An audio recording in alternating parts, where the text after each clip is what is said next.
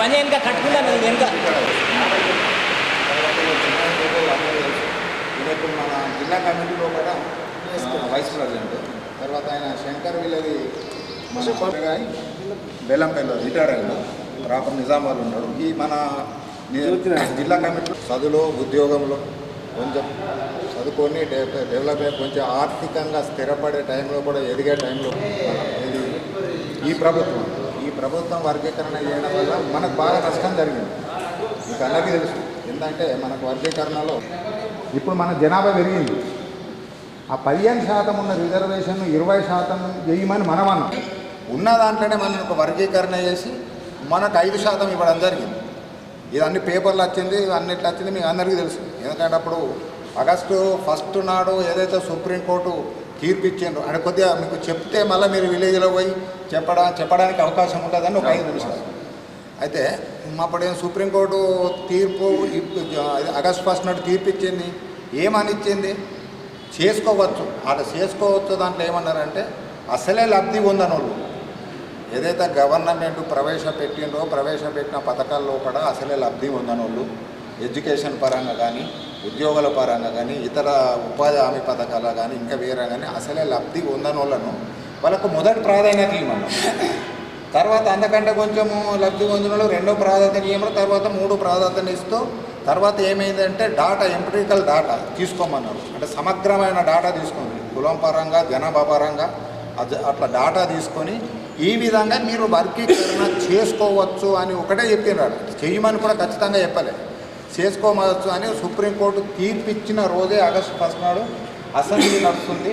అసెంబ్లీలో కూడా మన రేవంత్ రెడ్డి గారు ఏం చేసిందంటే ఉన్న భారత వర్గీకరణ చేస్తాని అదే రోజులో అసెంబ్లీ ప్రకటించడం జరిగింది. మనకు అందరికీ తెలుసు.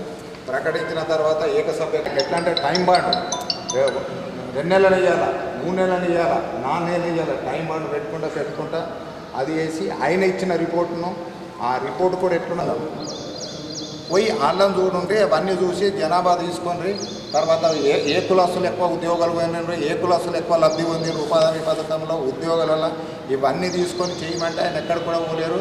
జిల్లా హెడ్ క్వార్టర్లో పోయినారు. మనం కూడా అప్పుడు మన దగ్గర జనవరి 10 కదా 10 నాడు వచ్చిండ్రు, కలెక్టరేట్లో పోయినాము. మనం అన్ని ఇచ్చినాము.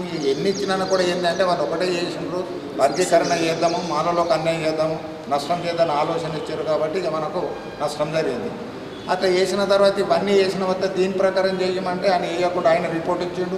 ఆ రిపోర్ట్లో ఇచ్చినవి కూడా వీళ్ళు మన స్టేట్ గవర్నమెంట్ పరిగణలోకి తీసుకుంటారు. కొన్ని తీసుకున్నారు, కొన్ని తీసుకోకుండా వర్గీకరణ చేసి మనకు మొన్న ఏప్రిల్ 14వ తారీఖు నాడు జీవోలు వెళ్ళినాయి, వర్గీకరణ జీవోలు వెళ్ళినాయి, అన్నీ వెళ్ళినాయి. జీవో నంబర్ 15 వెళ్ళింది, అది యాక్ట్ 15/2025 33 వెళ్ళింది, 9 వెళ్ళింది, ఇవన్నీ వెళ్ళింది. ఇవన్నీ ద్వారా ఏమైందంటే జీవోలు వెళ్ళి వర్గీకరణ చేసింది. ఆ వర్గీకరణలో మనకి ఏం చేసిండు 5% ఇచ్చాడు. అప్పుడు 1990లో కూడా వర్గీకరణ చేసిండు. ఉమ్మడి రాష్ట్రం ఉన్నప్పుడు చంద్రబాబు నాయుడు. అప్పుడు ఎంతుండే మనకు 6% ఉంది. అప్పుడు ఏబిసిడీలు అని చేసి ఏ గ్రూప్ వాళ్ళకు 1%, మనకు 6%, బి గ్రూప్ వాళ్ళకు 7%, మనకు 6%, డి గ్రూప్ వాళ్ళకు 1%. తర్వాత వాళ్ళు ఏం చేసిండ్రు, లేని వాళ్ళకు వాళ్ళకి మరో రొటేషన్ సిస్టంలో పెట్టిండ్రు. ఏ లేకపోతే బీకి వచ్చింది, ఇక బీలు ఎక్కువ ఉన్నారు కాబట్టి అక్కడికి అయిపోయింది, మన సీకు అయిపోయింది, మరి డీ లేకపోతే వాళ్ళకి అప్పుడు 9% అయింది, మళ్ళీ మనకు 6% అయింది. మరి మన 2024లో మనము న్యాయ పోరాటం చేసినాం. వర్గీకరణ అయిన తర్వాత నుంచి మనం బాగా న్యాయ పోరాటం చేసి 2024 అవగాహన కల్పిస్తూ అవసరం ఉన్నట్టు పిలిపించే మేరకు రావాలా, వచ్చి వాళ్ళ బలోపేతం చేయాలనే ఉద్దేశంతో మన రాష్ట్ర కమిటీ యొక్క పిలుపు మేరకు మనం ఏంటంటే ఇప్పుడు మండల కమిటీలు చేసుకుంటూ వస్తున్నాం. మన నవిపేట మండల కమిటీ అయిపోయింది, తర్వాత ఇది మోపల్లి అయిపోయింది, తర్వాత నగర కమిటీ అయిపోయింది, నిజామాబాద్ మొన్న ఆర్మూర్ది డివిజన్ కమిటీ ఏర్పడ్డది. ఈ కమిటీ ఏర్పడడం వల్ల మనము వాళ్ళకి చెప్పుతుంటాము, వాళ్ళందరినీ ఏకతాటిగా తీసుకొస్తాము. అవసరం ఉన్నప్పుడు ధర్నా చేయడానికి, పోరాటం చేయడానికి, న్యాయ పోరాటం చేయడానికి కూడా వాళ్ళకు చెప్తుంటాము. వాళ్ళను ఏకీకరణ చేస్తూ అది ఏదైనా ఉద్దేశంతో వేయడం జరుగుతున్నది. కాబట్టి మీరేంటంటే మనం మండల కమిటీలు వేసుకున్న తర్వాత ఇప్పుడు వీడికి వచ్చిన వాళ్ళు ఉన్నారు కదా, వాళ్ళు వచ్చిన వాళ్ళను ఊరుకోవాలని ఎంతమంది వస్తే ఊరుకోవాలను ఇద్దరిని తీసుకోండి. రానోళ్ళు ఇక్కడ కమిటీ ఉంటారు. మరి మీకు ఇంకా ఏమైనా పోస్టులు కావాలంటే వాళ్ళను ఫిలప్ చేసుకోండి. మనం కమిటీ ఇప్పుడు ఈరోజు ఇవి వేసుకుందాం. మనం ఇది మీరు అనుకున్న 6.5% ఆదాయాలకు ఇచ్చిండ్రు, ఇంకా మిగతాది వాళ్ళ ఏ గ్రూప్ వాళ్ళకి ఇచ్చింది. కానీ మరి మనము ఇక్కడ అక్కడ డిఫరెంట్ 1% ఉన్నది. మరి ఇక్కడ కూడా అలా జనాభా ఉన్నప్పుడు డిఫరెంట్ 1% చూపించాలి. వాళ్ళకి 9 ఇచ్చిండు, మనకు 4%. అప్పుడున్న రిజర్వేషన్ శాతం కంటే ఇంకా తగ్గించిండు. వాళ్ళ జనాభా పెరిగినప్పుడు మరి వాళ్ళకి పెంచినప్పుడు మన జనాభా కూడా పెరుగుతుంది కదా. ఒక్క ఇంట్లో ఉన్న ఫ్యామిలీ ఇప్పుడు 2 అయినా 2 అయినా 3 అయినా 4 అయినా డివైడ్ అయినాము, జనాభా పెరిగింది. మరి మనకు కూడా పెరగాలి. కానీ ఇవన్నిటి మీద మనం ఉద్యమం న్యాయ పోరాటం చేయడానికి మనందరూ జిల్లాలో కూడా ఉన్న మాల బాంధవులు అందరి యొక్క సహాయ సహకారాలు అవసరం ఉంటాయి. కాబట్టి దీన్ని దృష్టిలో పెట్టుకొని మనం మండల కమిటీలు వేస్తాము. ఇప్పుడు ఇక్కడ మీరు మండల కమిటీ వేయడానికి మీరే ప్రపోజల్ చేసుకుని మనకి ఏంటంటే ఒకటి ప్రెసిడెంట్, సెక్రటరీ, కోశాధికారి, తర్వాత ఉపాధ్యక్షులు, మన తర్వాత జాయింట్ సెక్రటరీ మెంబర్లు, తర్వాత సలహాదారు. ఇది మనం ఒకటి కమిటీది ఫామ్ యూనిఫామ్గా ఉన్నది. దాని ప్రకారం మీరు సెలెక్ట్ చేస్తారు.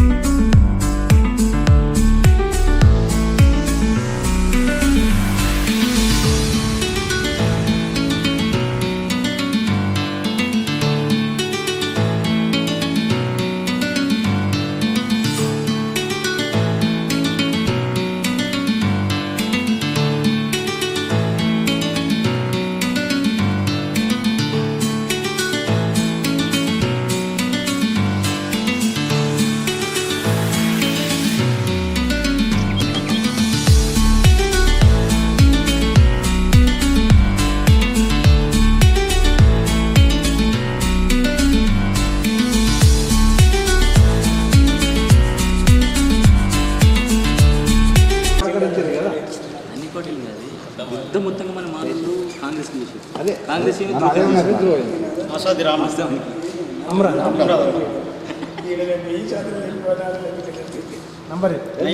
పార్టీలకు అత్యంత పనిచేస్తుంది.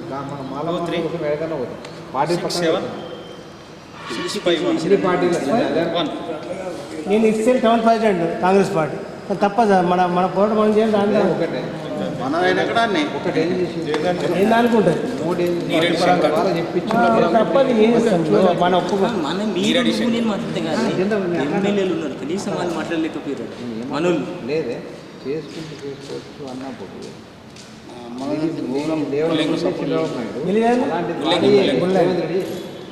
ఒక వివేక్ తన ఇద్దరు తప్ప ఎవరన్నా మాట్లాడారు. 975420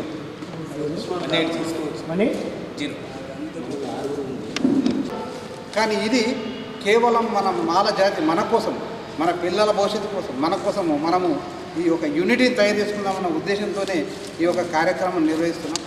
దయచేసి మనం ఏంటంటే ఏదైనా సరే ప్రతి ఊరు నుంచి ఒక మెంబర్ తీసుకొని అందరికంటే ఎక్కువ ముందుండి నడిపించేటోళ్ళను ప్రెసిడెంట్గా తీసుకున్నాం. అదేవిధంగా అంటే అందరూ ఏకగ్రహంగా తీసుకుంటే బెటర్ ఏమో నా అట్లాంటి చురుగ్గా ఉన్న వాళ్ళను ప్రెసిడెంట్ తీసుకొని 2-3 వైస్ ప్రెసిడెంట్ తీసుకుందాం. ఎందుకంటే ఒక జనరల్ సెక్రటరీ తీసుకుందాం, ఇంకొకటి ఉపాధ్యక్షులు కూడా జాయింట్ సెక్రటరీ, కోశాధికారిని ఇట్లా పెట్టుకొని కార్యవర్గ సభ్యులు ఒక 2 సీనియర్ వాళ్ళు ఉంటే మన వీళ్ళందరూ అడ్వైజర్ ఉన్నారు. మన ఇంకెవరైనా మన సీనియర్ ఉంటే వాళ్ళని కూడా అడ్వైజర్గా పెట్టుకొని మనము ఇది చేసుకోవడానికి ఒక యూనిటీ కోసం దయచేసి దీంట్లో వర్గాలకు అవి రాకుండా చూసుకుంటామని అందరికీ మనం విన్నపమన్నా. ఎందుకంటే మన మాల అనేది ఒక యూనిటీ ఉందాం, ఆ యూనిటీ కోసం ఇదంతా తాపత్రయము. మన కోసము ఇదంతా ఎవ్విటికైనా మన పిల్లల కోసం మన కోసం పోరాటానికి ముందై ఉండడానికి అన్ని అవసరమైతే పార్టీలను పక్కన పెట్టి మనం ఒక దగ్గరికి వేద్దాం. దాని కొరకే ఈ కమిటీని ఇది కూడా అన్ని ఊర్లకు వచ్చాడు. ఎందుకంటే ఇంటిమేషన్ ఇవ్వడానికి ఇప్పుడు మనం ఒకసారి మండల కమిటీ మీటింగ్ పెట్టుకుంటున్నామంటే, మనం ఒక దగ్గర మండలంలో కమిటీ పెట్టుకున్నామంటే అన్ని ఊర్ల మెంబర్స్ కుక్కలను పెట్టుకున్నట్టయితే వాళ్ళు వస్తారు. దాదాపు 13 విలేజ్లు ఉన్నాయి మనకు మాక్లూరు మండలంలో. ఆ 13 మందితోని ఫస్ట్ కమిటీ వేసుకుంటాం.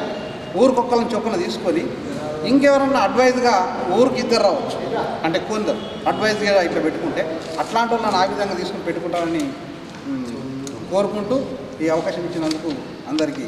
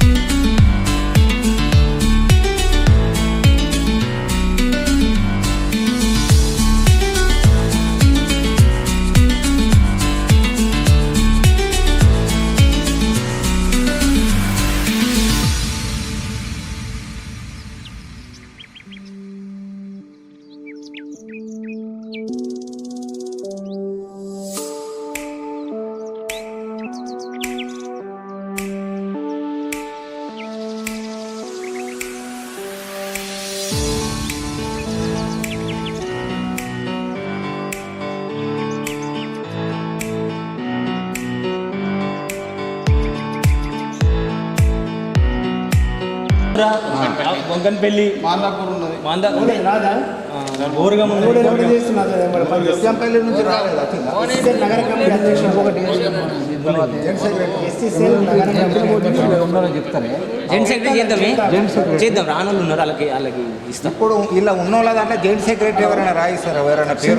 నగర కమిటీ తినకేదో అన్నావు కదా, ఎస్సీసీఎల్ నగర కమిటీ అధ్యక్షుడు మోనాన్నకు తినకు 2 పెట్టుర్రి. మోనాన్న నువ్వు కూడా ఒక వారం రోజుల క్రితము మన ఈయన మోహన్ ఇచ్చిండ్రు. నేను వారం రోజుల నుంచి వాళ్ళు ఎంబడబడుతున్నాం. మోహన్ ఇక్కడ మనకు ఆ జిల్లా కమిటీలో తీసుకున్నాము. ఈ మండలం ఆయన తప్ప నుంచి వాళ్ళతో నేను కోఆర్డినేట్ చేసుకున్నాను.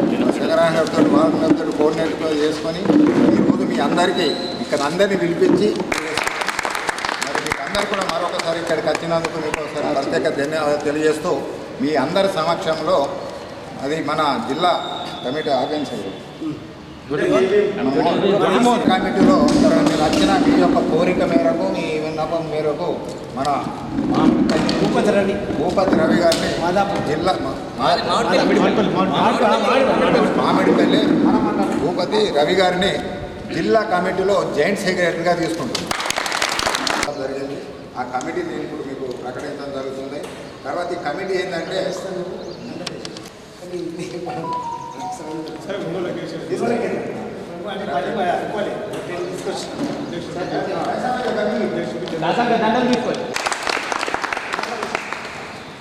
మానమహనాడు మాకు మండల కమిటీకి ఏమేమి తెలియజేస్తున్నాను. ఈ సందర్భంగా మా జిల్లా కమిటీకి భూపతి రవి గారిని జాయింట్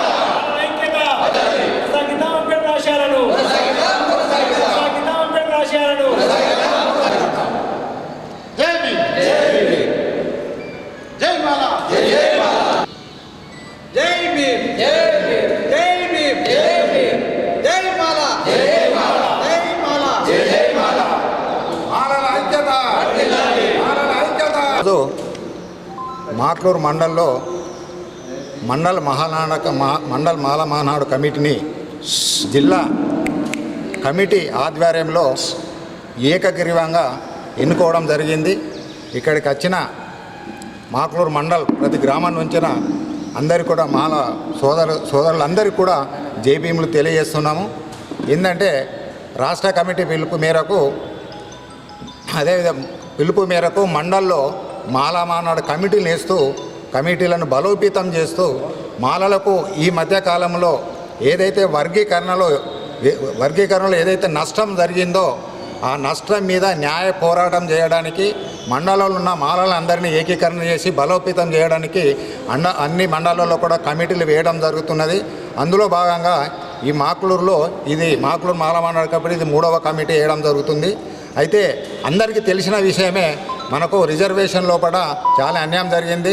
దాని ద్వారా ఆ అన్యాయం ద్వారా ఇప్పుడు రాబోయే విద్య విషయం లోపల కానీ ఉద్యోగములు కానీ తర్వాత ఇతర విషయాలలో ఉపాధి పనిలో కానీ మనకు చాలా నష్టం జరుగుతుంది. ఎందుకంటే 5% రిజర్వేషన్ మనకు ఈ ప్రభుత్వం ఇవ్వడం జరిగింది మాలోలకు. ఈ 5% రిజర్వేషన్ అంటే మనకు ఓసీలకి వెళ్ళిపోయినాం.